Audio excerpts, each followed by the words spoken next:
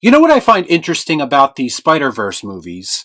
They are almost universally loved. So why is it that those pesky review bombers don't show up for movies like this on review sites? Because this is the type of movie that would seemingly fit their MO if in fact they truly exist. Oh, that's right, the review bombing excuse only applies to defending terrible movies.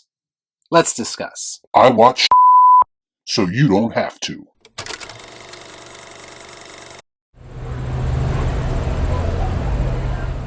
After reuniting with Gwen Stacy, Brooklyn's friendly neighborhood Spider-Man is catapulted across the multiverse, where he encounters a team of spider people charged with protecting its very existence. However, when the heroes clash on how to handle a new threat, Miles finds himself at odds with the other spider people. Peoples is peoples. And when they say spider people, they mean it for this movie. We have Spider-Man 2099, we have Pregnant Spider-Woman, Spider-Gwen, Punk Rock Spider-Man, and of course the return of schlubby Peter Parker Spider-Man from the first movie. As for the villain of this movie, he is very much a Ryan Reynolds-inspired version of Spot. In his defense, he does get a bit more formidable as the movie moves on. Now this may be considered controversial, but as a Spider-Man fan, I've only ever really been interested in the Peter Parker version of the character. That's racist.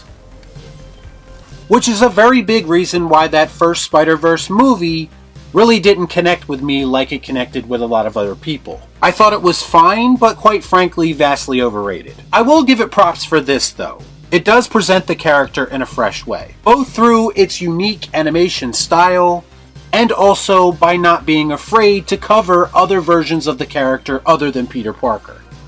You got some set of balls, you know that?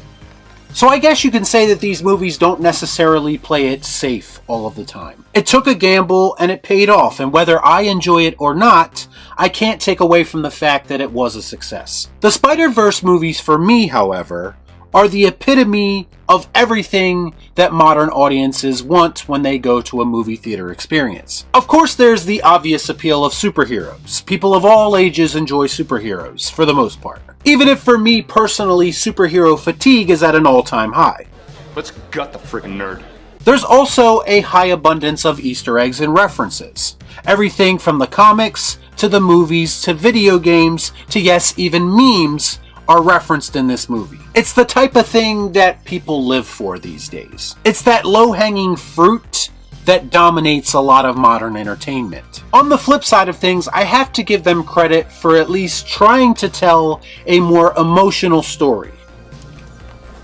Why do you cry?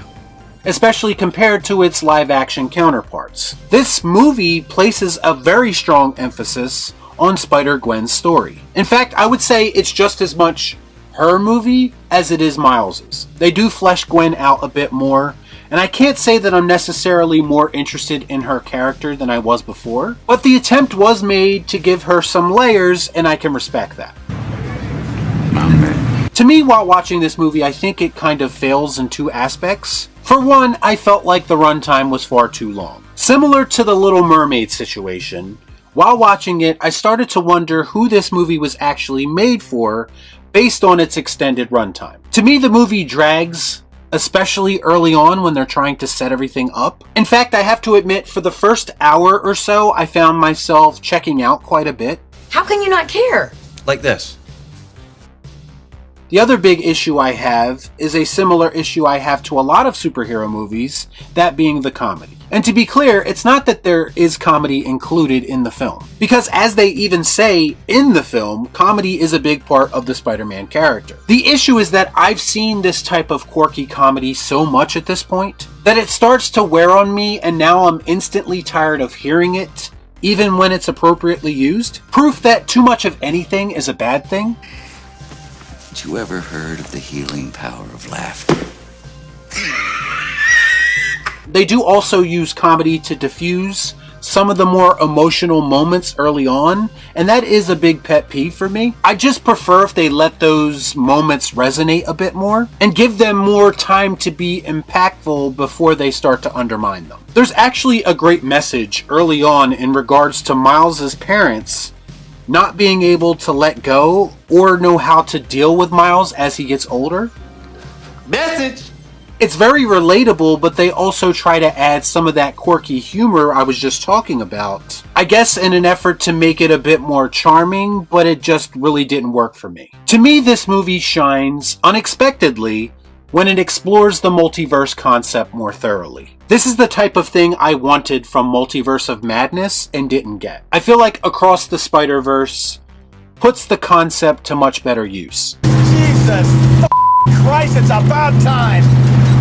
I especially like the idea of them introducing these canonical events that kind of tie all the Spider-Mans in different Spider-Verses together, and how important those events are in shaping each and every one of them as heroes. I can't go into too much detail about it without spoiling anything, but it felt like a refreshing idea, and the way that it's all laid out instantly raises the stakes in this movie as well as moving forward.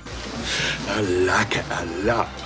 This was the point in the movie where I said to myself, okay, now that is interesting. And that concept leads directly into the finale of this movie, which to me was probably the first time I've ever been remotely interested in Miles Morales as a character. This movie does end on a somewhat intriguing cliffhanger. A cliffhanger that might frustrate some people who are looking for instant gratification, but to me it just added a bit more intrigue that wasn't there before, especially going into the supposed conclusion of this trilogy. Cliffhangers can be very effective if they are done right, and to me this movie did it the right way.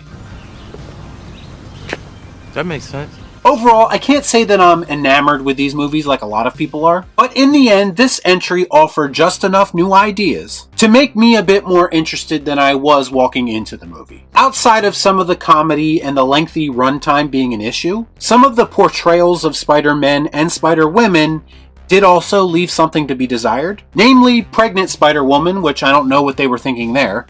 What the hell am I looking at? When does this happen in the movie? Schlubby Peter Parker in a bathrobe, which I will never get used to, and Spider-Man 2099, who looked cool as he always does, but his characterization as the brooding version of Spider-Man came off more like a parody than anything else. I think people who enjoyed the first movie will definitely enjoy this one, because it is more of the same. I personally felt like it was just okay, but in the movie's defense, it's not really my thing to begin with, so that's why I'm going to give Across the Spider-Verse the Cathouse. Saved by kitty litter. Y'all be cool. Right on.